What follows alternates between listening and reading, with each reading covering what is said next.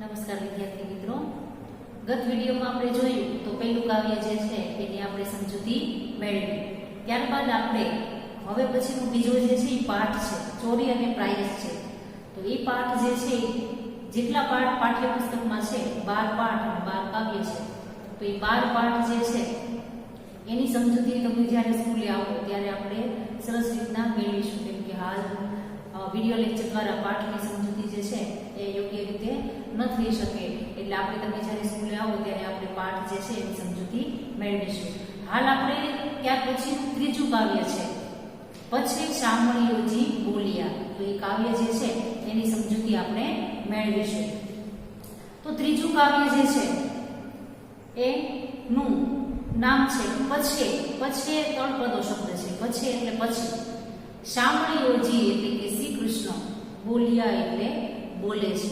ક્યારની વાત છે તો કે સુદામા અને શ્રી કૃષ્ણ જે છે એ નાનપણના બંને મિત્ર છે. સામાન્ય રીતે આપણે જોઈએ તો મિત્ર કોને કહેવાય? તો કે જેમાં ઉચ્ચ નીચનો ભેદ ન હોય, ગરીબ પૈસાદારનો ભેદ ન હોય, કાળા ગોરાનો ભેદભાવ ન હોય, તો એને આપણે સાચી મિત્રતા જે છે એ ખરા અર્થમાં કહી શકાય. તો સુદામા અને કૃષ્ણની મિત્રતા કેવી હતી એની વાત જે છે એ પ્રેમાનંદ આપણને સમજાવે છે કે ભાઈ આપણે જોઈએ તો પ્રાચીન સમયમાં કૃષ્ણ જે છે તે અને સુદામા જે છે એ ગુરુના આશ્રમમાં રહી અને શિક્ષણ પ્રાપ્ત કરતા. ત્યારબાદ થોડાક સમય સાથે રહી અને ત્યાર પછી બંને છૂટા પડે છે. ઘણા બધા વર્ષો જે છે એ વીતી ગયા બાદ કૃષ્ણ જે છે એ પોતે રાજા બને છે અને સુદામા તો એની જેવી સ્થિતિ હતી એવી ગરીબની સ્થિતિમાં પોતે જીવન વિતાવે છે. તો આવું જીવન વિતાવે છે ત્યારે એકવાર સુદામા જે છે એની પત્ની એમને કહે છે કે ભાઈ તમારા મિત્ર જે છે કૃષ્ણ એ આટલા બધા ભગવાન છે, તેમની પાસે જઈ અને તમે કંઈક માંગી લઈ આવો.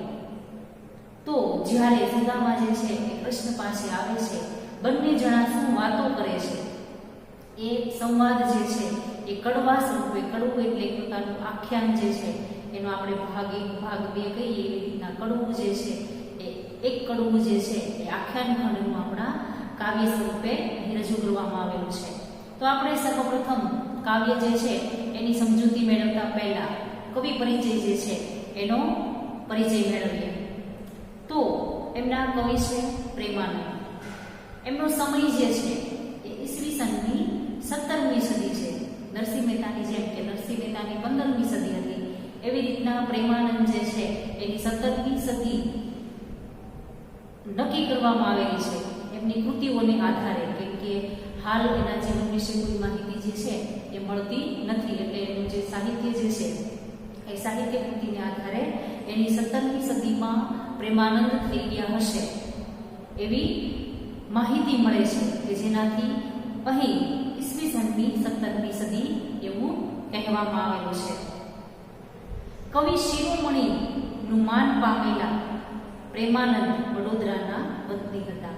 કે આપણે જનરલ નોલેજમાં પણ ગુજરાતી સાહિત્યનો પ્રશ્ન પૂછી શકે કે શિરોમણીનું બિરુદ જે છે એ કયા કવિને આપવામાં આવેલું હતું? તો એના જવાબમાં આપણે લખી શકીએ કે શિરોમણી જે છે એનું બિરુદ પ્રેમાનંદ જે છે એને આપવામાં આવેલું છે.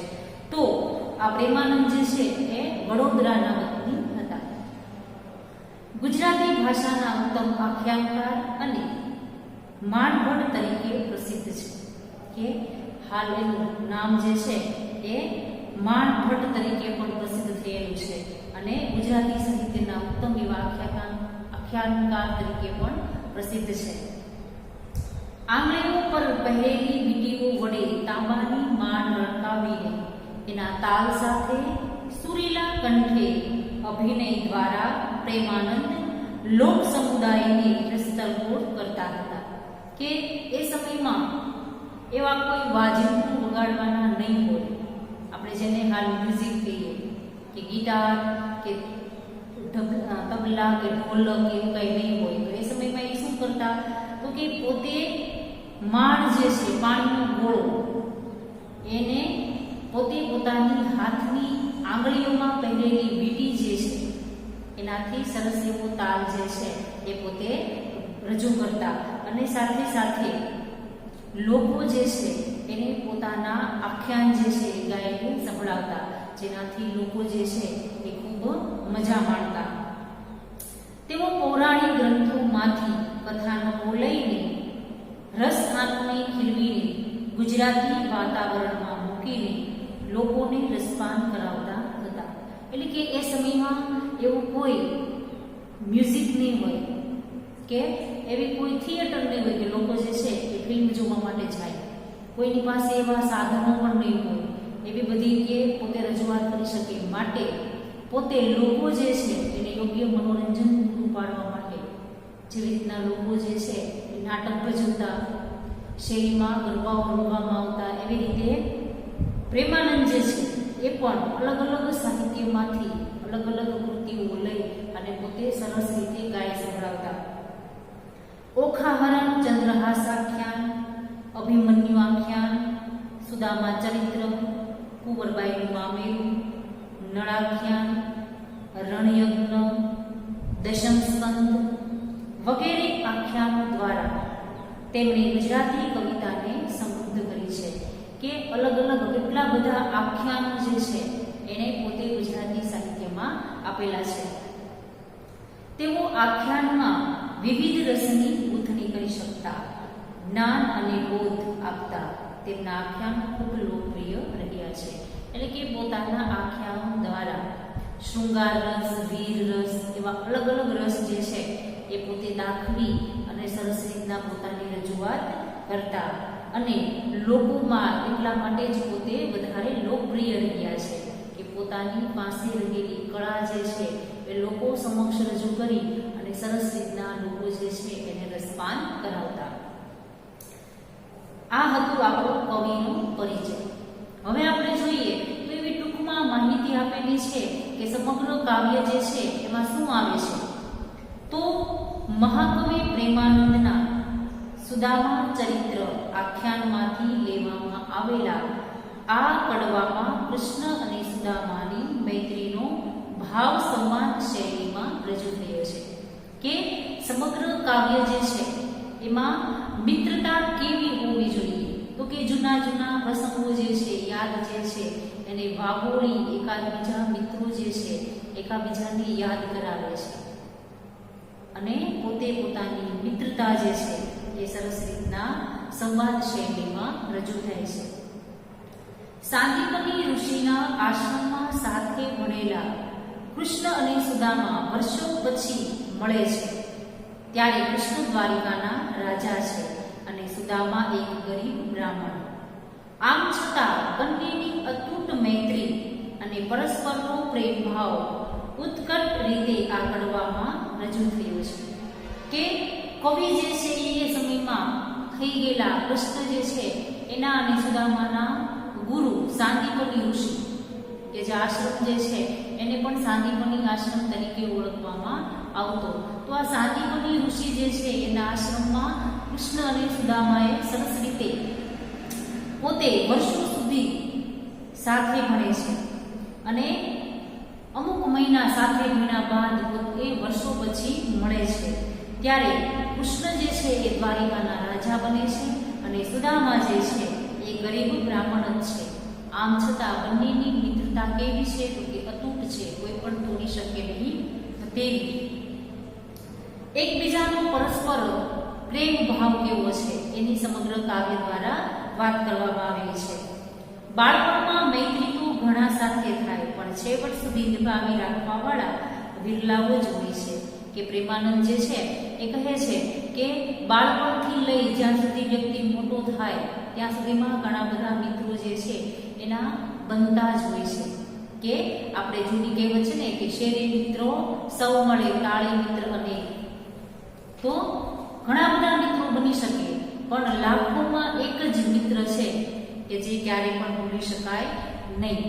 એવા બંનેની વાત કરેલી છે કે આવા છેક સુધી મિત્રતા નિભાવી રાખી બાળપણથી લઈ અને છેક વૃદ્ધાવસ્થા સુધી મિત્ર જે છે એ એકનો એક બની રહે એવા વિરલાઓ કહેવાય છે. અહીં પરસ્પર સંવાદ દ્વારા બંને મિત્રો પોતે વેઠેલા સંકટો પોતે કરેલા કાર્યોના સંભાળના વાગોળે છે. કે અમુક બાબત નાનપણની કે જેમાં તમને અને મને પણ હજી અમુક બાબત જે છે એ આપણા બાળપણની યાદ રહી ગઈ હોય, તો એવી કેટલી ગુરુના આશ્રમમાં રહેલી અને યાદો છે એ બધી એકબીજાને યાદ કરાવે છે અને પોતે વાતો કરે છે. એમ એક અટૂટ મધુર મૈત્રીનું દ્રષ્ટાંત આ કરવામાં મળે છે. તો મિત્રતા જે છે એ કેવી હોવી જોઈએ એની સમગ્ર કાવ્ય દ્વારા સમજૂતી આપવામાં આવેલી છે. તો હવે આપણે કાવ્ય જે છે એની સમજૂતી મેળવીએ. પછી શામળિયોજી બોલ્યા તને સાંભળે રે, હાજી નાનપણનો નેહ મને કેમ વિસરે રે.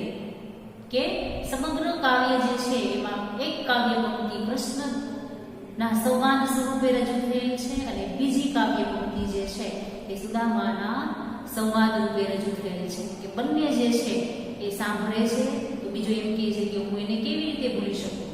એકબીજાને યાદ કરી, વાતોને પોતી યાદ કરી અને પોતે કહે છે કે પછી શબ્દ છે તળપદો શબ્દ છે. પછી એટલે પછી.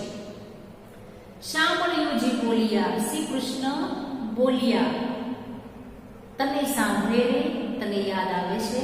જો તને સાંભળે રે એનો અર્થ કેમ લેવાનો કે તને યાદ છે અથવા તને યાદ આવે છે. તો સુદામા કહે છે કે હાજી એટલે કે હા.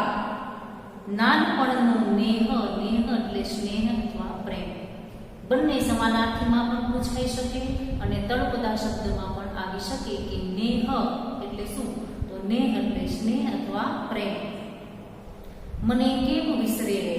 તો સુદામા કહે છે કે બાળપણનું, નાનપણ એટલે બાળપણનો આ પ્રેમ જે છે એ હું કેવી રીતે વિસરે રે એટલે ભૂલી શકું, એ મને કેમ ભૂલાય, હજી પણ મને યાદ છે. આપણ 2 મહિના પાસે રહ્યા, તને સાંભળે રે, હાજી સાંદીપની ઋષિની ઘેર મને કેમ વિસરે રે. ત્યારબાદ આગળ જે છે એ પોતે કૃષ્ણ કહે છે કે આપણે 2 મહિના પાસે રહ્યા. જ્યારે ગુરુ પાસે વિદ્યા શીખવા માટે ગયા ત્યારે કૃષ્ણ અને સુદામા જે છે એ કૃષ્ણ કરતા સુદામા જે છે એ ઉંમરમાં મોટા.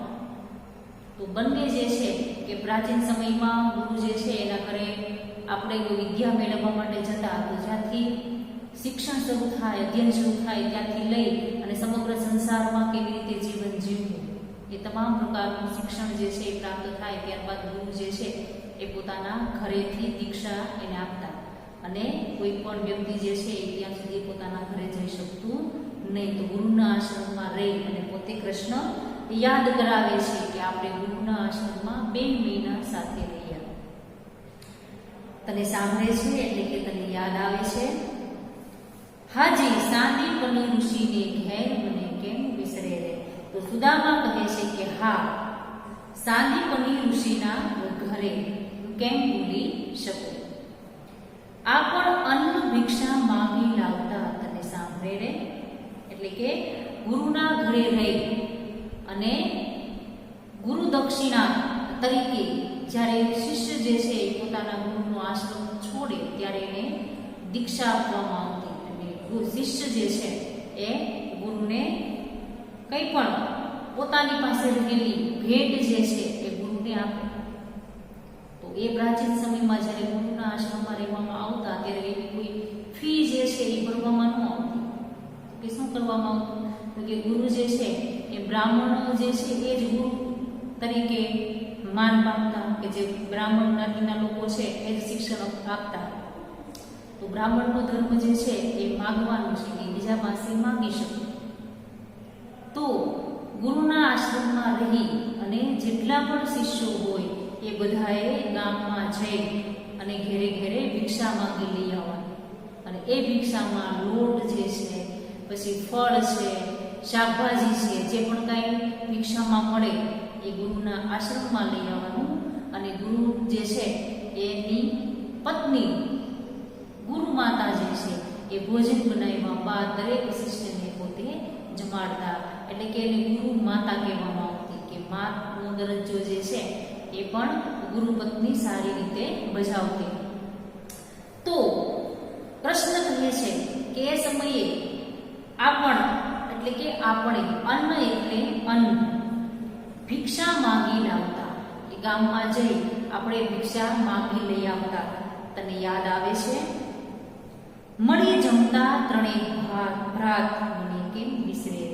મળી જમતા એટલે કે સાથે રહી અને આપણે ત્રણેય, કે માત્ર આમાં બેનો ઉલ્લેખ કરેલો છે, ત્રીજું કોણ છે એ કદાચ બલરામ હોઈ શકે, પણ એની સમજૂતી કે કોઈ પણ વિગત જે છે એ સમગ્ર કાવ્ય દ્વારા આપવામાં આવેલી નથી. એટલે આપણે ત્રણેય ભ્રાત એટલે ભાઈઓ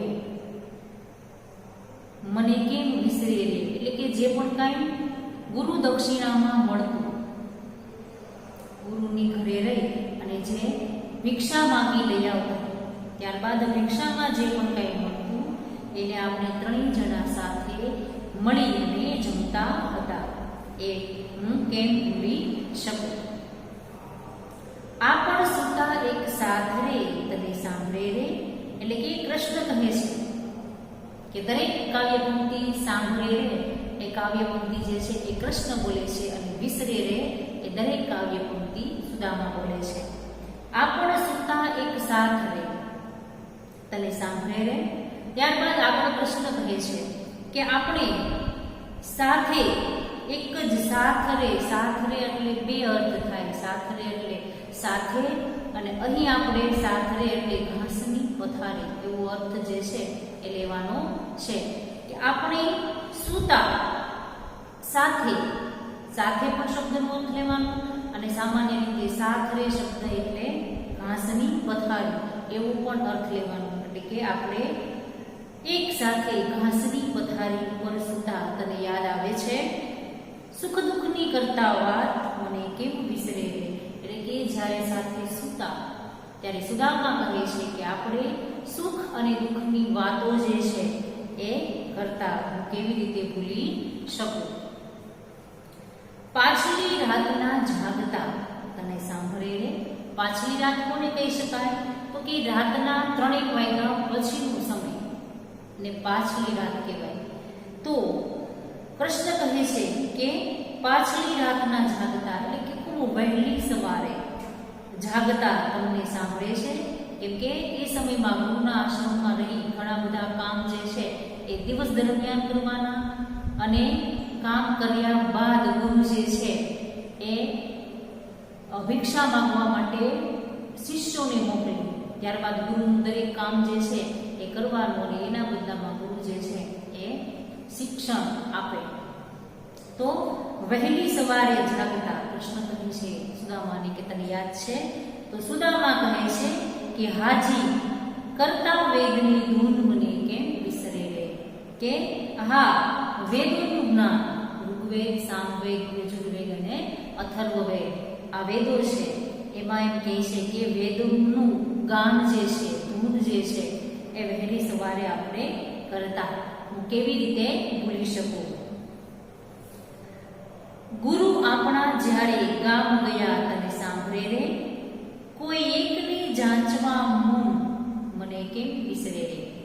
ત્યારબાદ કૃષ્ણ કહે છે કે આપણા ગુરુ જે છે, સાંદીપની ગુરુ જે છે એ એકવાર પોતે ઘર મૂકી અને કંઈક બહાર ગામ જાય છે. કોઈ કારણોસર પોતે બહાર જાય છે.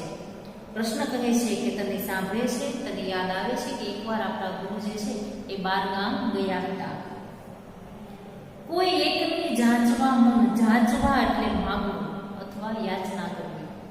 તો ગુરુ જે છે એને કહેલું હતું, સુદામા એમ કહે છે કે આપણા બધામાંથી એકને ગુરુએ કીધેલું હતું કે ભાઈ તમે ભિક્ષા માંગવા માટે ગામમાં જાજો.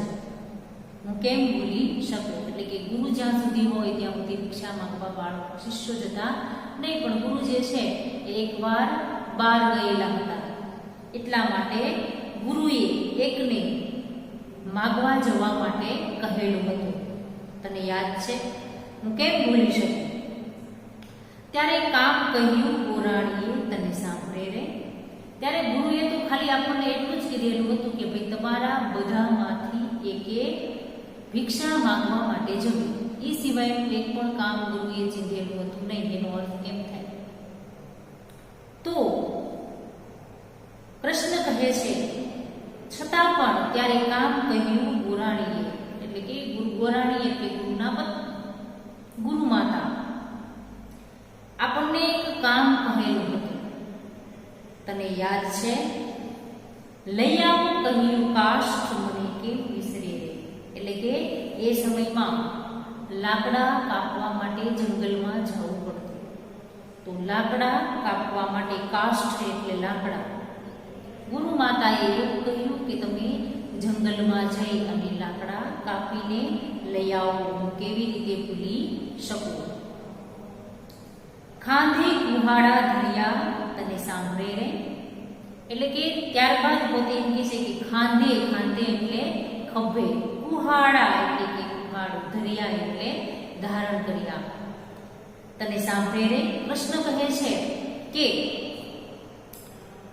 ગુરુ જે છે એની પત્ની આપણને ગોરાણીએ એવું કીધું કે જંગલમાં જઈ તમે લાકડા કાપવા, લાકડા લઈ આવો, લાકડા કાપી આવો.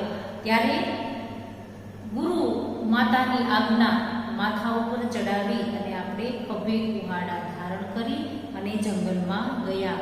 તને યાદ છે અથવા યાદ આવે છે? ઘણું દૂર ગયા રણછોડ મને કેમ વિસરે રે. ત્યારે સુદામા કહે છે કે આપણે લાકડા કાપવા ઘણા જંગલમાં દૂર દૂર સુધી ગયેલા રણછોડ. રણછોડ નામ જે છે એ કૃષ્ણ માટે ઉચ્ચારાયેલું છે. એનું નામ રણછોડ જે છે એ ક્યારથી પડેલું છે? તો કે યુદ્ધના મેદાનમાંથી કૃષ્ણ પોતે રણ છોડીને ભાગી જાય છે, ત્યારથી રણછોડ એવું નામ જે છે કૃષ્ણનું પડેલું છે. તો સુદામા કહે છે કે આ લાકડા કાપવા માટે આપણે જંગલમાં દૂર દૂર સુધી ગયા, હું કેમ ભૂલી શકું. વાદ વધ્યો બેવ બાંધવે તને સાંભળે રે. વાદ એટલે કે વાતો કરો, વિવાદ કરો. વધ્યો એટલે કે વધ્યો. બેવ બાંધવે એટલે કે આપણા બંને વચ્ચે, બંને ભાઈઓ, બાંધવ એટલે ભાઈઓ, આપણા બંને વચ્ચે વાદો જે છે, વાદ જે છે, વિવાદ જે છે એ વધ્યો, તને સાંભળે છે એવું કૃષ્ણ કહે છે.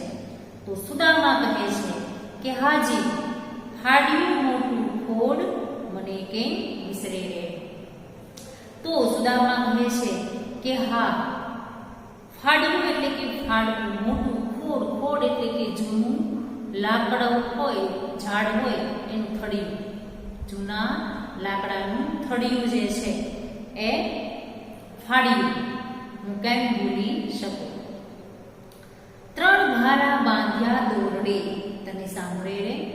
ત્યારબાદ કૃષ્ણ કહે છે કે આપણે એ લાકડું જે છે એને ફાડ્યું, તોડ્યું, એમાંથી આપણે એક સરખા ત્રણ ભારા જે છે એ બાંધ્યા દોરડાથી, તને યાદ આવે છે? તો સુદામા કહે છે કે હાજી, આવ્યા બારે મેં મને કેમ વિસરે રે.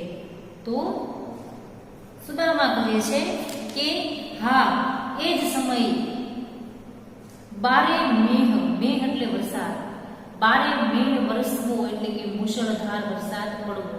હવે એ જ સમયે જ્યારે જંગલમાંથી લાકડા કાપીને ભારા તૈયાર કરેલા છે, તો એ ભારા લઈને જ્યારે પોતે ચાલતા આગળ વધે છે તો મુશળધાર વરસાદ જે છે એ વરસવા લાગે છે, હું કેમ ભૂલી શકું. શીતળ શરીર થાય ઘણું તને સાંભળે રે.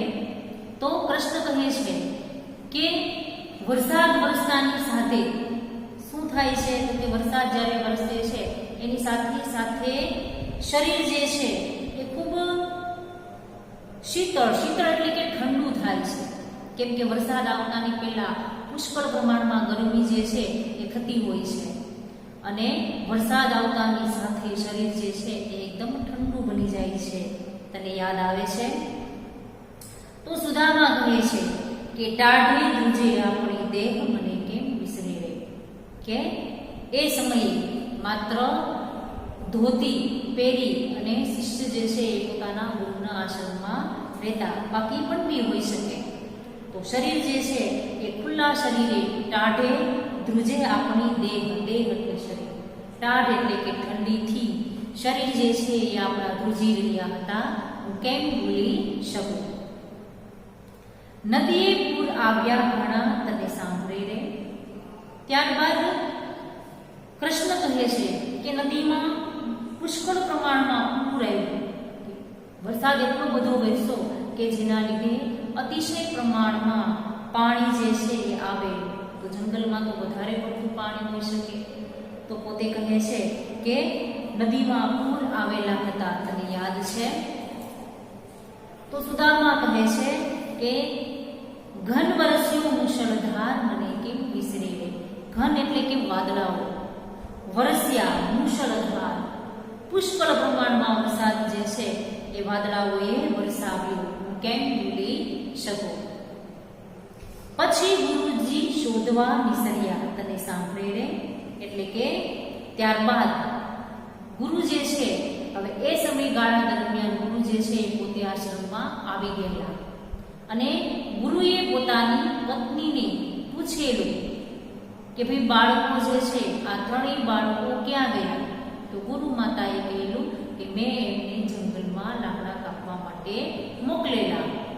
તો આનાથી ગુરુ જે છે અચાનક ખીજાઈ જાય છે કે મેં તો ખાલી ભિક્ષા માંગવા માટે જ કહેલું હતું, તો તે બાળકોને જંગલમાં લાકડા કાપવા માટે જવા શા માટે કહ્યું? તો ગુરુ જે છે એને અચાનક ચિંતા થવા લાગી કે વરસાદ જે છે એ પુષ્કળ પ્રમાણમાં વરસે છે, વચ્ચે નદી આવે છે, તો આ બાળકોનું શું થશે?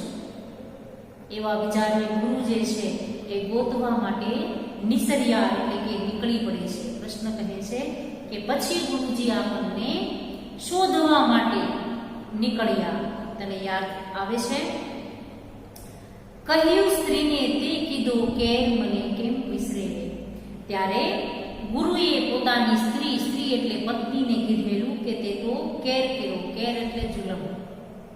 તે તો મારી ઉપર એક પ્રકારનો જુલમ કર્યો કે આવી રીતે આટલા બધા નાના બાળકોને જંગલમાં ક્યારેય ન મોકલાયું. કહેવાનો મતલબ એમ છે.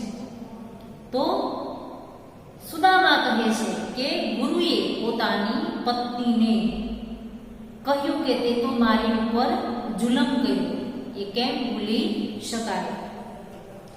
આપણ હૃદય સાથે ચાપ્યા, તને સાંભળે રે. હવે એવે જ સમયે ગુરુ જે છે એ સમગ્ર જંગલમાં આપણને શોધતા શોધતા અચાનક મળી જાય છે અને એ મળતાની સાથે ગુરુ જે છે એ આપણને શું કરે છે? તો કે હૃદય સાથે ચાપવા એટલે કે વહાલથી ભેટી પડવું. રૂઢિપ્રયોગનો અર્થ છે કે હૃદયથી ચાપવા. ચાપ્યા એટલે ભેટી પડ્યા. કે ગુરુ જે છે એ આપણને જોતા જ પાસે દોડી આવ્યા અને ભેટી પડ્યા. તને યાદ આવે છે? ગુરુ તેડી લાવ્યા ઘેર મને કેમ વિસરે રે. ત્યારબાદ સુદામા કહે છે કે ગુરુ જે છે એ આપણને તેડીને લાવવા એટલે કે પોતાની સાથે પોતાના આશ્રમ ઘેર જે છે એ લઈ આવ્યા, એમ કેમ ભૂલી શકું. આપણ તે દહાડાના જુજવા, તને સાંભળે રે. આપણ એટલે આપણે. દહાડા, દહાડા એટલે દિવસો, જુજવા એટલે જુદા. હવે જે સમયે પોતે જંગલમાં લાકડા કાપીને આવે છે એ સમયથી કૃષ્ણ અને સુદામા જે છે એના પોતા વિદ્યા મેળવવાનો સમય જે છે એ પૂર્ણ થાય છે કે જેનાથી બંને જણા જુદા પડે છે. જુજવા એટલે જુદા અથવા અલગ. તો કૃષ્ણ કહે છે કે તે દિવસથી આપણે જુદા પડેલા છીએ. તને યાદ છે? ફરીને મળ્યા આજ મને કેમ વિસરે રે.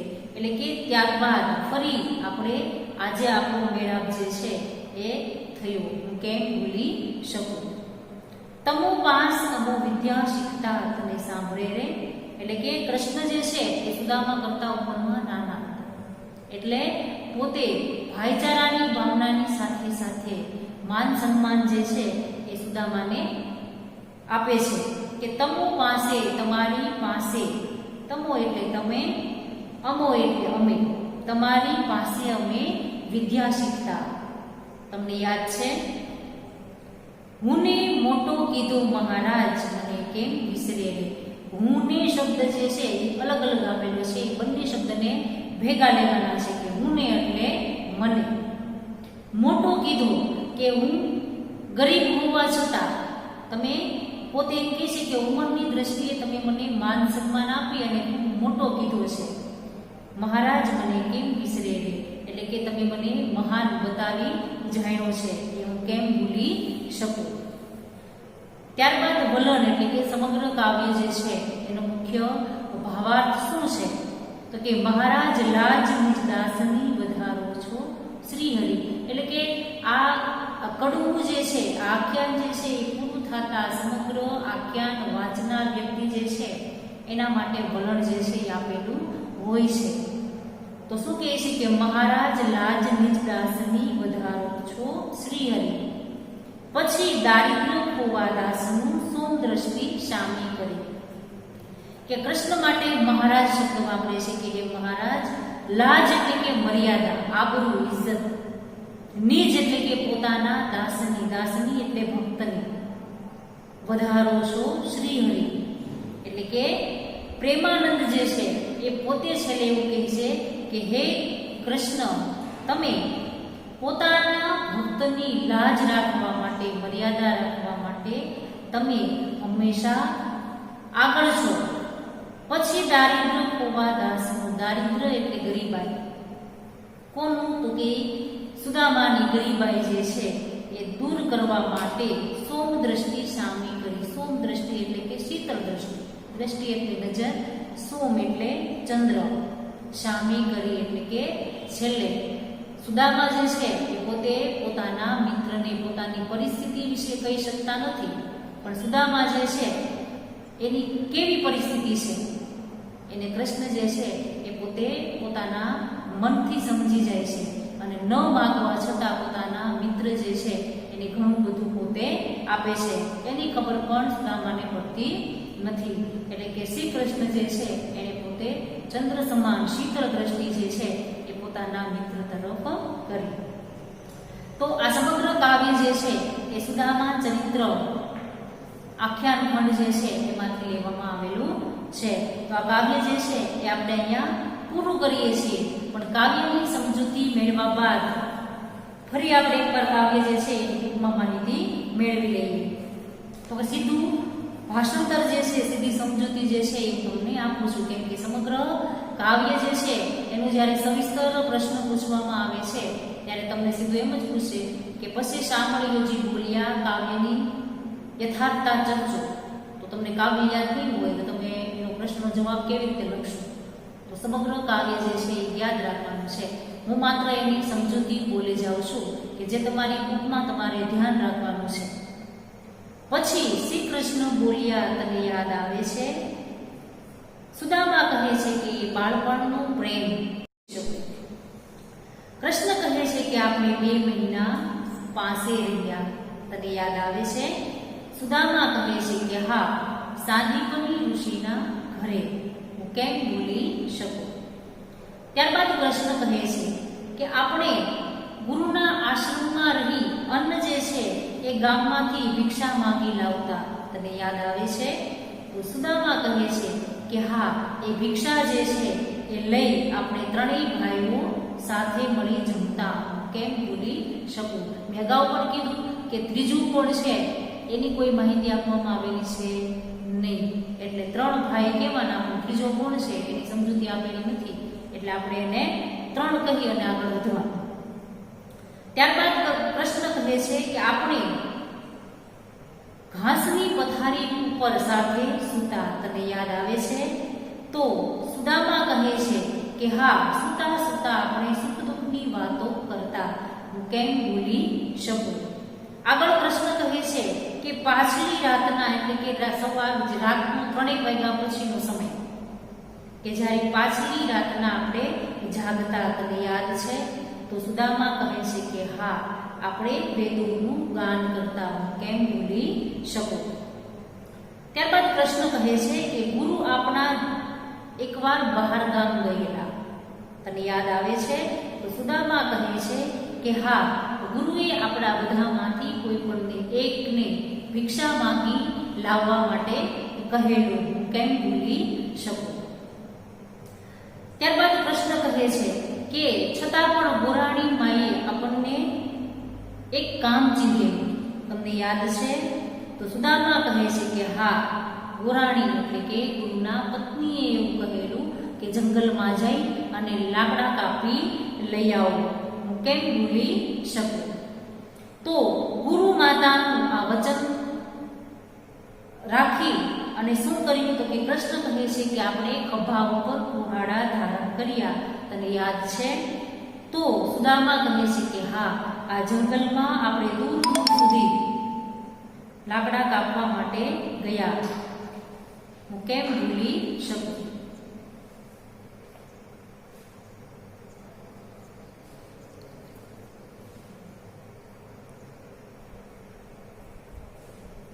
કે આપણે જંગલમાં જ્યારે લાકડા કાપવા માટે જઈએ છીએ ત્યારે બંનેની વચ્ચે આપણે વાદ વધે છે, એટલે કે વાતો વધે છે.